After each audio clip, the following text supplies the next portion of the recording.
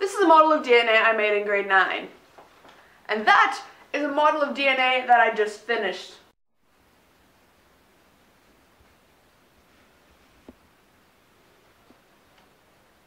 That's when you go, holy crap, Remi-Rix, you're a genius. Thank you.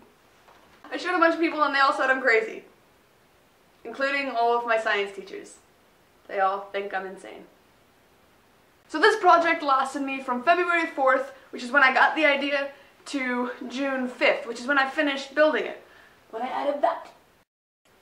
So I'm just gonna point out how tall this is. It's not a camera trick. So I wanted to make a video telling you guys about all the things that I learned in doing this project. What did I learn? I learned what bond length was. I know it seems pretty obvious, but it's like, oh yeah, bond length is just this arbitrary value that scientists came up with. No, it's the covalent radius of two atoms that are bonded, added together, and I was like, what? I found that out, and then I took a shit in my pants, and I was like, oh my god! Because it's not something that you would question. It's like, oh yeah, like, what's bond length? Arbitrary value that scientists came up with. But it's not. Stuck in a loop now. So I'm gonna move on. What else did I learn?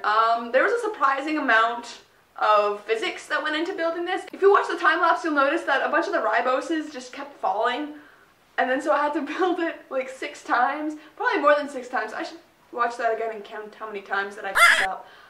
Let's see, what else did I learn? I tried to figure out why DNA is antiparallel. I still don't have a decent answer for that.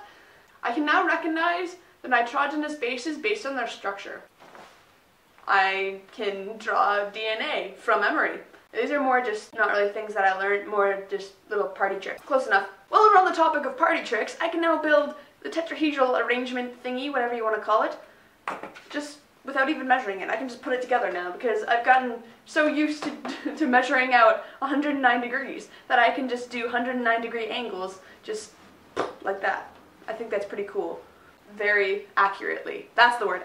I can do it very accurately. The thing that I loved about this is it wasn't just a science challenge, it was also a creative challenge, but besides those two, it was also an engineering challenge. I think I already said that there was a surprising amount of physics that went into this. There was a surprising amount of physics that went into building this. Yes, I did say that. The reason it took me so long was because of the base. I had no idea what I was going to do. I was like, oh my god, I don't know how to build the base.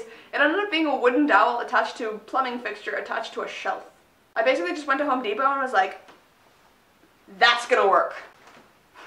There's kind of like a big void in my life now because this is done, school is almost done. If I didn't know what to do before, I would just build my DNA, but it's done. If I didn't feel like building DNA, I would go study. And now school's pretty much over because I finished all my finals, so there's really actually no point in me going to school. I don't know what to do with the rest of my life. Well, not the rest of my life, but my summer. If you guys have any ideas of what I should do with my summer, leave me a comment. It can be make this kind of video. It can be build something else extravagant. Just give me an idea. I seriously, I need something to do because now that this is done, I have this void. Like I said before, I just keep repeating myself. I need to stop doing that. And I'm supposed to be going to the beach right now, so I'm gonna go do that. So if you guys have any,